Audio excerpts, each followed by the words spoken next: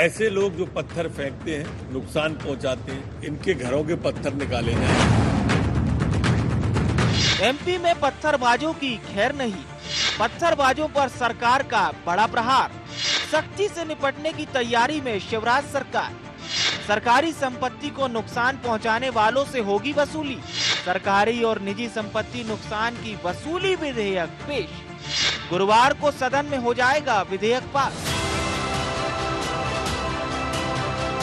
जैसा कि अंदेशा था, हुआ कुछ वैसा ही। बुधवार को मध्य प्रदेश विधानसभा शीतकालीन सत्र के तीसरे दिन सदन खूब गर्मा। पक्ष और विपक्ष ने एक दूसरे पर खूब सियासी तीर छोड़े। जनहित के मुद्दे पर पक्ष विपक्ष के बीच जमकर तीखी बहस भी हुई। इसी बीच सदन में सरकारी और निजी संपत्ति नुकसान की वसूली विधेयक पेश किया गया। संसदीय कार्य मंत्री डॉक्टर नरोत्तम मिश्रा ने सार्वजनिक संपत्ति को नुकसान पहुंचाने वाले लोगों के खिलाफ विधेयक पेश किया, जिस पर गुरुवार को मुहर लग जाएगी। हालांकि कैबिनेट ने लोक और निजी संपत्ति को नुकसान निवारक नुकसान की वसूली अधिनियम 2021 के प्रस्ताव को 16 दिसंबर को मंजूरी दे दी थी। आखिर है क्या ये विधेयक, कैसे होगा वसूली का ढांचा, ये पहले जानना जरूरी। सरकारी और निजी संपत्ति को नुकसान पहुंचाने वालों के खिलाफ सख्त होगी कार्रवाई। वसूली के लिए जरूरत पड़ने पर संपत्ति भी की जाएगी कुर्क। नए कानून के तहत ट्रिब्यूनल का गठन होगा, जिसका अधिकार क्षेत्र प्रदेश के सभी जिलों तक रहेगा। इसमें रिटायर्ड जज को कमिश्नर बनाया जा सकता है। आईजी, सचिव रैंक के रिटायर्ड अफसर इसके मेंबर होंगे। सरकारी संपत्ति को नुकसान होने पर कलेक्टर और निजी संपत्ति को नुकसान होने पर संपत्ति मालिक ट्रिब्यूनल में जानकारी देंगे। ट्रिब्यूनल में जिला स्तर पर क्लेम कमिश्नर होगा, जिसका काम एडिशनल या डिप्टी कलेक्टर को सौंपा जाएगा। सरकारी संपत्ति के नुकसान की शिकायत अफसर और निजी संपत्ति की शिकायत मालिक करेगा। इसके आधार पर घटना में दोषियों के खिलाफ ट्रिब्यूनल कार्रवाई करेगा। उनसे वसूली कर सरकारी कोष या निजी व्यक्ति के खातों में राशि जमा कराई जाएगी। इसकी अपील केवल हाई कोर्ट में ही होने का प्रावधान किया गया है। जो लोग शासकीय संपत्ति को, सार्वजनिक संपत्ति को, निजी संपत्ति को, व्यक्तिगत संपत्ति को नुकसान पहुंचाते हैं किसी आंदोलन में, किसी प्रदर्शन में, किसी जुलूस में, ऐसे लोगों के खिलाफ कठोर कानून बनाने का मध्य प्रदेश की सरकार ने तय किया है। ऐसे लोग जो पत्थर फेंकते हैं, नुकसान पहुंचाते हैं, इनके घरों के पत्थर निकाले जाएं। कितने पत्थर हैं? ऐसे लोग जो अपराधी की शक्ल में समाज में विचरण करते हैं, ऐसे लोगों के लिए ये कानून है। और मैं मानता हूं कि मध्य प्रदेश की विधानसभा में यह कानून पास होगा। सरकार की पहल भले ही सराहनीय है, लेकिन विपक्ष को इसमें भी सियासत ही दिख रही है। हुआ भी यूं ही, आप सुन लीजिए। दंगाइयों से करें कोई तकलीफ, पर प्रदर्शनकारियों से करेंगे तो स्पष्ट हमें तकलीफ है, क्योंकि लोकतंत्र की मूल अवधारणा है। मुंशी प्रेमचंद जी ने कहा था कि जिस दिन ये सड़कें सूनी हो जाएगी, उस दिन ये विधानसभा और संसद आवारा हो जाएगी। सदन के अंदर जवाब देते नहीं है, सड़क पे अंदर आंदोलन करें तो कहीं ना कहीं जिस प्रकार से केस लगाने का काम करते थे, जेल में डालने का काम करते थे, आज जिस प्रकार से आर्थिक ओर मारने की जो कोशिश करी जा रही है, कि सरकार नई साजिश अगर करेगी तो हम इसके खिलाफ खड़े। वाकई ये सरकार की पहल काबिले तारीफ है। पत्थरबाजों, दंगाइयों के खिलाफ कानून बनाने से कानून व्यवस्था तो बेहतर होगी, बल्कि इस कानून के बनने से दंगा प्रदर्शन करने वालों पर पहरा होगा। इसकी मिसाल वो राज्य है जिन राज्यों में ये कानून बना है। Bureau report, IND 24।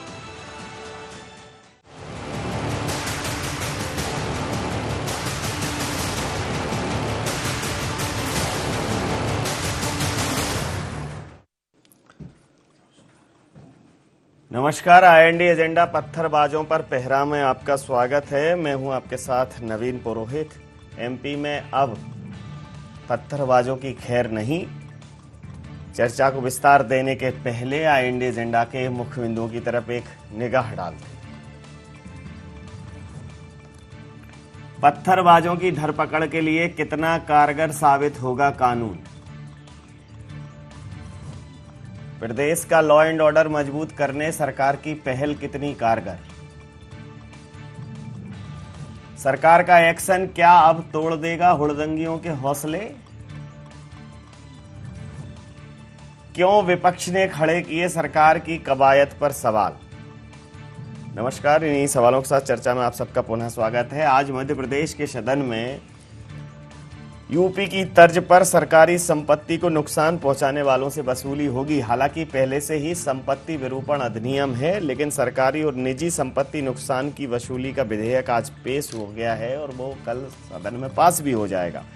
और इसका मूल उद्देश्य ये है कि जो भीड़ है, जो भीड़ तंत्र है, कई बार लोकतंत्र पर हावी हो जाती है, सरकारी संपत्तियों का नुकसान कर देती है। धरना प्रदर्शन के दौरान सरकारी संपत्तियों के ऊपर हमले हो जाते हैं, तोड़फोड़ हो जाती है, कई बार निजी संपत्तियों को भी नुकसान पहुंचता है। दूसरा सबसे महत्वपूर्ण तथ्य है कि लॉ एंड ऑर्डर प्रभावित होता है। तो इसको ध्यान में रखते हुए मध्य प्रदेश की सरकार ने सरकारी और निजी संपत्ति नुकसान की वसूली विधेयक को प्रस्तुत किया।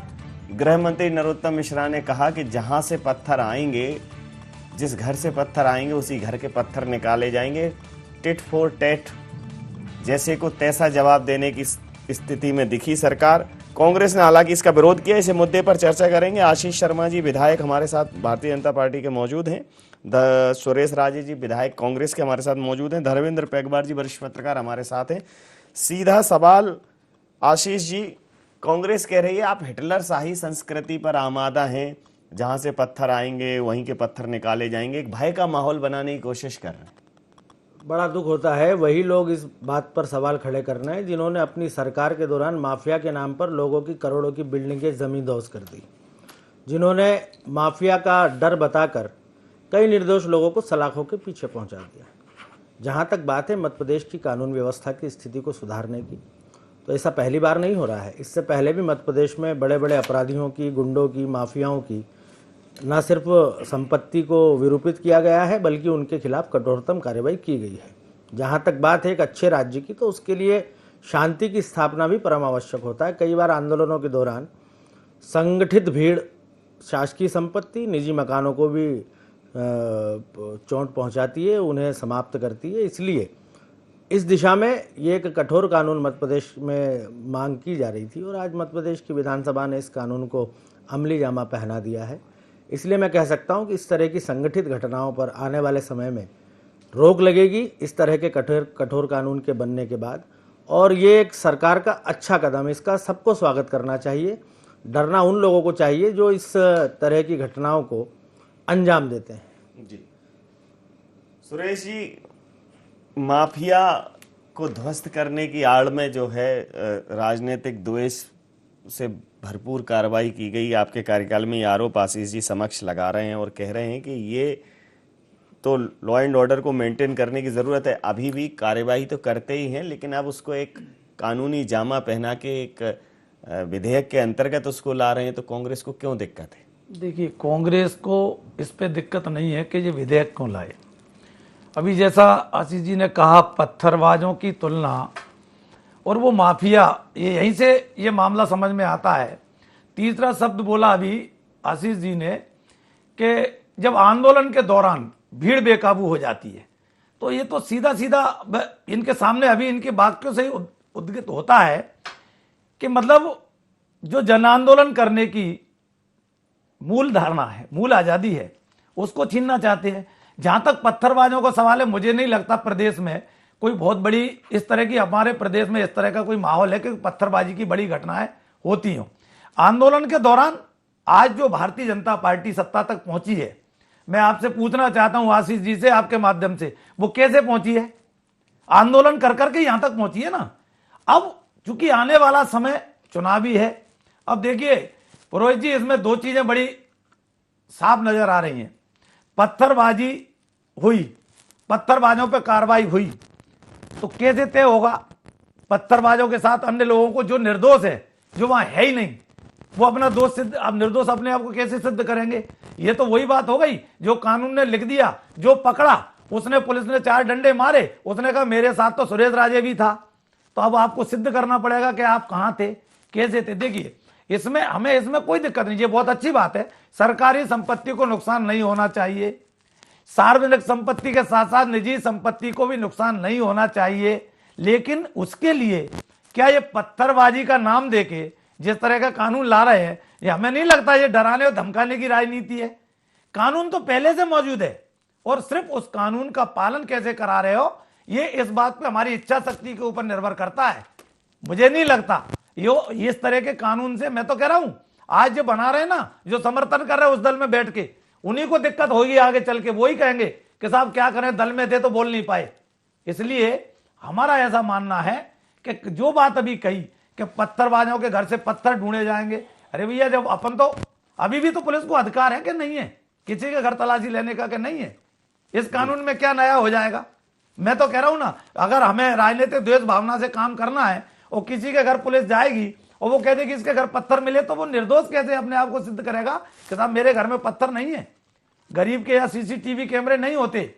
आंदोलन हर पार्टी करती है, भारतीय जनता पार्टी भी आज जहां पहुंची है ये आंदोलन कर करके ही पहुंची है, मेरा ऐसा मानना है। जी धर्मेंद्र जी, आशीष जी कह रहे हैं कि कानून व्यवस्था को व्यवस्थित करने के लिए कानून व्यवस्था पर सवाल उठाते हैं। मध्य प्रदेश अपराधों में नंबर 1 है, मध्य प्रदेश की फिजा खराब हो रही है, और जब उसको रोकने के लिए सख्ती से कानून लाए जाते हैं तो कांग्रेस विरोध कर रही है। लेकिन कांग्रेस का पॉइंट ये है कि ये कोई जम्मू कश्मीर नहीं है जो यहाँ ऐसी घटनाएं होती हों, और अगर भीड़ को नियंत्रित करने की मंशा में कहीं पॉलिटिकल अगर एक थॉट छुपा होगा कि भीड़ को रोकें, चुनावों में भीड़ ना हो पाए, सरकार का विरोध ना हो पाए, अगर वो मंशा होगी तो ये लोकतंत्र को कुचलने जैसा होगा। क्या कहें?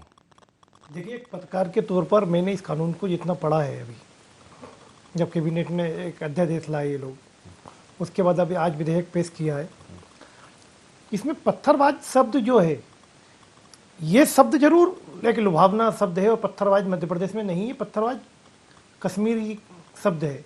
कश्मीर में पत्थरबाजी होती है आर्म फोर्सेस पर। लेकिन ये जो कानून है वो उन लोगों के खिलाफ है जो हिंसा करते हैं, सरकारी अमले के साथ मारपीट करते हैं, या कोई सांप्रदायिक हिंसा करते हैं, या किसी भी छोटी मोटी आंदोलन के दौरान बेकाबू होकर सरकारी संपत्ति को नुकसान पहुंचाते हैं। और मेरे ख्याल से इसका स्वागत किया जाना चाहिए, क्योंकि सरकारी संपत्ति हो जो इस जनता का पैसा है, पर निजी संपत्ति हो, वो भी लोग, कोई व्यक्ति व्यवसाय खड़ा करता है तो कितनी मेहनत से करता है। मध्य प्रदेश ने बहुत सांप्रदायिक दंगे देखे हैं। मध्य प्रदेश कोई शांति का टापू है कहने की बातें राजनेता कहते रहते हैं, लेकिन राम जन्मभूमि आंदोलन हो, फिर 7 दिसंबर 92 हो, और उसके बाद भी कई बार मध्य प्रदेश में जातीय हिंसा हुई है। अभी 2018 में अप्रैल के महीने में जातीय हिंसा हुई थी, और कितनी संपत्तियों को नुकसान पहुँचाया गया था। वो आप देखिए, लोगों को एक साधारण फौजदारी के मुकदमे दर्ज होते हैं, जेल जाते हैं, छूट जाते हैं, कई परिवार बर्बाद हो जाते हैं। उनको कोई वसूली होती, सरकार फौरी तौर पर थोड़ी राहत दे देती है, 10,000, 20,000, 50,000, 1 लाख, लेकिन आदमी की गृहस्थी की दुकान नहीं बचती। अब जब आदमी में खौफ होगा, खौफ इस तरह का होगा कि यदि वो कोई नुकसान करेगा तो उससे वसूला जाएगा और दोगुना वसूला जाएगा। राजेश जी की जो शंका है या आशंका है, कुणाल चौधरी जी बोल रहे थे, बहुत अच्छे वक्ता हैं, बहुत जागरूक विधायक हैं, लेकिन इसमें जन आंदोलन जैसी कोई बात नहीं है। जन आंदोलन आप करिए, धरना प्रदर्शन करिए, इस पर कोई रोक जैसी बात नहीं है। पूरी बात हिंसा, आगजनी या संपत्ति को नुकसान पहुंचाने को लेकर है। और रही बात ये कि इसे कैसे वसूला जाएगा या दोषी कौन होगा, अब इलेक्ट्रॉनिक एविडेंस का ज़माना है, जगह जगह सीसीटीवी कैमरे लगे हैं, या कोई धरना प्रदर्शन जुलूस होता है तो पुलिस उसकी रिकॉर्डिंग करती है, और ना पुलिस हो और ना सीसीटीवी हो, तो आजकल जनता इतनी जागरूक हो गई है कि जनता अपने मोबाइल से तमाम ऐसे घटनाओं को शूट करती है जो देश में बड़े खुलासे करती है। हम लोग पत्रकार हैं, हमारे पास तमाम ऐसे वीडियो और फोटो आते हैं जो आम जनता के द्वारा भेजे हुए होते हैं, जहाँ ना पुलिस होती है और ना कोई सीसीटीवी कैमरा होता है। तो मुझे लगता है कि ऐसे कानून का स्वागत किया जाना चाहिए। इससे जो अपराधी तत्व हैं उनमें खौफ बनेगा। रही बात लोकतंत्र को जिंदा रखने के लिए जन आंदोलनों की, तो जन आंदोलन होते रहेंगे, धरना प्रदर्शन जुलूस पर इस कानून में कोई रोक नहीं है। आशीष जी, इस विधेयक को लेकर कांग्रेस की जो आशंका है वो एक सवाल आप पर उठा रही है कि आप जिस रास्ते यहाँ पहुंचे हैं उस रास्ते पर आप गति अवरोधक लगा रहे हैं। कांग्रेस को हर उस मुद्दे पर आपत्ति होती जो कहीं ना कहीं इस राष्ट्र की सुरक्षा, इस राष्ट्र की जिसे मैं कहूँ अस्मिता से जुड़ा हुआ होता है। इससे पहले आपने देखा होगा लव जिहाद के खिलाफ एक विधेयक मध्य प्रदेश की सरकार लेकर आई थी, उस पर भी कांग्रेस ने बहुत आपत्ति उठाई, लेकिन उसके बाद कई सारे मुकदमे उन पीड़ित परिवारों की ओर से उन बेटियों के द्वारा मध्य प्रदेश के विभिन्न थानों में दर्ज कराए गए, जो कहीं न कहीं धार्मिक आधार पर अपनी पहचान छुपाकर उनके भविष्य के साथ खिलवाड़ करने का, उनके चरित्र और व्यक्तित्व के साथ खिलवाड़ करने का था। उत्तर प्रदेश में आज इस पर एक 10 साल की सजा भी हुई है जी। जी, तो स्वागत करना चाहिए। इस तरह के मामले आज समाज में सामने आ रहे हैं और सरकार का कर्तव्य है कि कई बार जो परिस्थितियां बदलती हैं उस पर किस तरह के कठोर कानून का प्रयोग करके इन घटनाओं को रोका जा सकता है, क्योंकि समाज का चरित्र भी पल प्रतिपल बदलता है। इसलिए समाज के चरित्र के अनुरूप सरकार का एक्शन होना चाहिए। जहां तक बात है, हमारे देश का संविधान हर व्यक्ति को, हर राजनीतिक दल को अपनी बातों के लिए आंदोलन करने की स्वतंत्रता देता है। शांतिपूर्ण आंदोलन आप भारत के किसी भी कोने में कर सकते हैं, लेकिन यदि उन्मादी भीड़ जिसे कुछ लोगों के द्वारा प्रश्रय दिया जाए और वो लोक संपत्ति को नुकसान उठाने का काम करते हैं, तो वो हर परिस्थिति में दंडित होंगे, चाहे किसी भी राजनीतिक दल या किसी भी समाज के वो लोग हों। इसलिए मध्य प्रदेश की सरकार ने जो कानून बनाया है, मैं मानता हूँ ये मध्य प्रदेश की शांति के लिए एक मील का पत्थर साबित होगा। आने वाले समय में ऐसी घटनाएं करने वाले लोग हतोत्साहित हों, उन्हें कानून का भय हो, इसके लिए इस कानून की आवश्यकता थी और आज मध्य प्रदेश की विधानसभा ने इसे पास किया है। सुरेश राजे जी, आपको आपकी बातों का मुझे लगता है कि एक माकूल उत्तर यहाँ मिला है और आप अगर आप जी मेरा ये कहना है जी, आशीष जी ने कहा तो इसका मतलब अभी जो 15 वर्ष से लगातार एक बरस का 1.5 बरस का कार्यकाल छोड़ दें कमलनाथ जी का, तो लगातार 15-17 साल से तो यही सरकार में है, तो इसका मतलब कानून का राज स्थापित नहीं कर पाए, ये कहीं ना कहीं दिक्कत है। एक दूसरा मेरा ये कहना है, अभी बहुत आसानी से हमने कह दी कि CCTV है, मोबाइल का युग है, सब है। मैं जिस आशंका की तरफ आपकी बात का ध्यान आकर्षित करूंगा, आशीष जी आप भी समझना, एक दबंग व्यक्ति गांव में उसको किसी से बदला लेना है और उसने खुद की संपत्ति को नुकसान करा लिया और गरीब के खिलाफ FIR कर दी कि इसका दोगुना भुगतान करना है। मैं आपसे माध्यम से जानना चाहता हूं, क्या यह संभव है? तो उसको न्याय मिलेगा, कहां मिलेगा, कैसे मिलेगा, वो क्या सबूत ला के देगा? मैं फिर कह रहा हूं, इस कानून को जहां तक सवाल सार्वजनिक संपत्ति, देखिए सरकारी संपत्ति का सवाल है, हमें कोई ऐतराज नहीं होना चाहिए, किसी को भी छूट नहीं मिलना चाहिए सरकारी संपत्ति को नुकसान पहुंचाने का, लेकिन उसमें यह शब्द डालना, क्या कश्मीर से पत्थरबाज मध्य प्रदेश में आ गए हैं? क्या ऐसी शंका है कि यूपी या कश्मीर के पत्थरबाज मध्य प्रदेश में प्रवेश कर गए? अगर वो कर गए तो इनकी सरकार क्या करती रही? और अब अगर ये जाग रहे हैं और इस तरह का कानून ला रहे हैं, मैं कह रहा हूं ना, इस कानून में सिवाय भय के अलावा कुछ नहीं है, सिर्फ भय का वातावरण बनाना है ताकि आने वाले चुनाव में आंदोलन और धरनों पे रोक लग सके। आशीष जी से आशीष जी अभी जवाब दे देंगे। भय का वातावरण, विधायक जी पुलिस और न्यायालय की आप दोनों लोग बात कर सकते हैं, उंगली उठा रहे हैं। नहीं, इसमें पुलिस की बात नहीं, अभी तक पुलिस का राज नहीं है।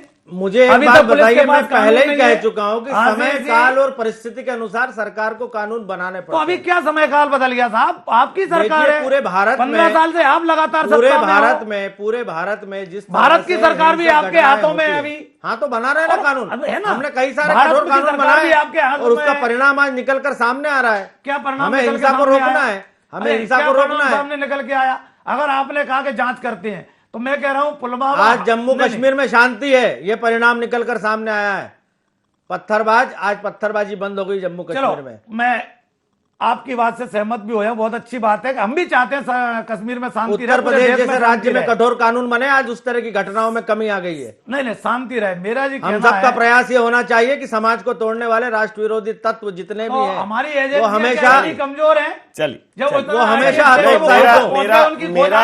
मेरा कहना यह है सुरेश जी, जो विषय वस्तु है कि कोई भी कानून आप जैसा आशीष जी ने कहा है कि समय, काल और परिस्थिति एक लंबा अध्ययन होता है। रोहित जी अच्छी नियत से लाओगे उसका स्वागत किया जाएगा, मैं कह रहा हूँ। अब नियत का क्या? अब हमारी नियत पे तो किसी को संदेह होना नहीं चाहिए। नियत का क्या पैरामीटर है आप बताओ। देखिए आप बता तो रहा हूँ। अच्छा आप बताओ ना कैसे न्याय मिलेगा उस गरीब को? चलिए अभी कैसे मिलेगा आप बता दो ना, कैसे मिलेगा? मैं अब इस वक्त क्या है आशीष जी और आपके बीच में इस चर्चा को और नहीं उलझाना चाहता। मैं यहाँ पेगवार जी के पास जाऊंगा। पेगवार जी आप बताओ कि इस कानून को लेकर जो आशंकाएं कांग्रेसी वो कितनी जायज है? देखिए, कांग्रेस विपक्ष की भूमिका में और सरकार पर सवाल उठाना उसका हक है, लेकिन सुरेश राजे जी जिस चंबल अंचल से आते हैं उन्होंने खुद देखा अप्रैल 2018 में जातीय हिंसा हुई। कोई भी हिंसा होती है, जातीय हिंसा और सांप्रदायिक हिंसा हो, दो गुटों में संघर्ष हो, कोई व्यक्ति का घर लुटता है, किसी की दुकान लुटती है, कई लोग पीढ़ियों तक फिर ये दंश झेलते हैं। दुकान बर्बाद हो गई, घर जल गया, इसके खिलाफ है, आप है ना? समर्थन करते नहीं होना चाहिए हम भी कह रहे हैं। लेकिन इस देश में कानून की कोई व्यवस्था है।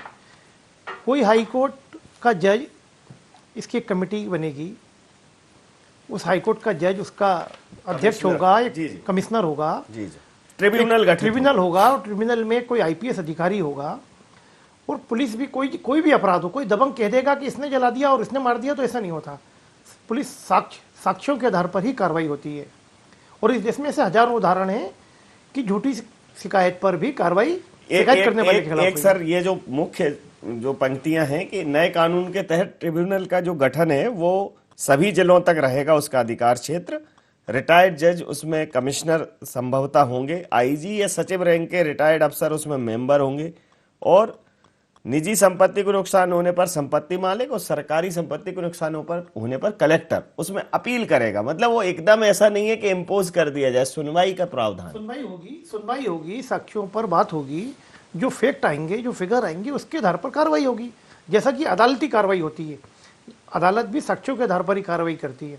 जब जो साक्ष्य आएंगे कि यदि कोई व्यक्ति वहां मौजूद ही नहीं है तो उसके खिलाफ कैसे कार्रवाई होगी या उसकी संपत्ति तो मेरी शंका है, वो साक्ष्य लाएगा कहां से? भाई ऐसे तो आप इसके कानून पूरी नहीं। जो न्याय प्रक्रिया है उस पर भी हम सवाल उठा सकते हैं। इसमें न्याय प्रक्रिया का साफ सवाल नहीं है। न्याय प्रक्रिया से जुड़ा हुआ व्यक्ति, एक रिटायर्ड हाईकोर्ट जज या सिटिंग हाईकोर्ट जज, उसका ट्रिब्यूनल का चेयरमैन होगा, कमिश्नर होगा, और एक आईपीएस अधिकारी होगा जो इस पूरी व्यवस्था से जुड़ा है। जी, समय सीमा के चलते मैं बहुत माफी के साथ ये चर्चा यहाँ समाप्त करूंगा। आप समस्त महानुभावों का बहुत बहुत धन्यवाद, बहुत बहुत आभार। तो मध्य प्रदेश में सरकारी और निजी संपत्ति कानून जो वसूली विधेयक है वो अब अस्तित्व में आ जाएगा सदन में। जैसे ही ये विधेयक पास होता है कानून का रूप ले लेगा, और मध्य प्रदेश में सरकार कह रही है कि कानून की स्थापना होगी, कानून को स्थापित करने का प्रयास किया जाएगा, लॉ एंड ऑर्डर इससे और मजबूत होगा। वहीं कांग्रेस एक आशंका से ग्रस्त है, और उसकी आशंका भी ऐसा नहीं है कि जायज ना हो। उनका कहना यह है कि ये जो कानून है वो कहीं रौंदने का हथियार ना बन जाए, लोकतंत्र को कुचलने का हथियार ना बन जाए। तो कांग्रेस को चाहिए कि इस पर और चर्चा करे, इस पर और चर्चा की मांग करे, इसमें जो उनकी आशंकाएं हैं उसका निराकरण करे, क्योंकि समय, देश काल और परिस्थिति के अनुसार अद्यतन तो होंगी चीजें, चाहे कानून हो या व्यवस्था हो, इनको अपडेट होना जरूरी है। इस अपडेशन में लोकतंत्र की अवधारणा के साथ कहीं छेड़खानी ना हो, लोकतंत्र और मजबूत हो, ये विचार हमेशा इसमें जिंदा रहना चाहिए, मौजूद रहना चाहिए। IND एजेंडा में नहीं, आप बन रही है IND 24 के साथ और देखते रहिए IND 24। नमस्कार।